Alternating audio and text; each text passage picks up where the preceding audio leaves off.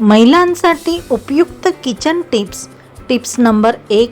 भिजवलेली कणिक फ्रीजमध्ये जास्त काळ म्हणजेच 48 तासापेक्षा जास्त वेळ ठेवू नये, कारण जास्त काळ ठेवल्यास ते आंबण्याची शक्यता जास्त असते.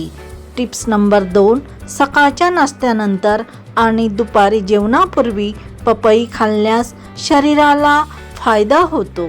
Tips number 3. वरण अधिक चविष्ट बनविण्यासाठी थोडासा गूळ आणि लिंबाचा रस घालावे. अशाच नवीन टिप्ससाठी प्लीज मीनाताई किचन या चॅनलला नक्की सबस्क्राईब करा. धन्यवाद.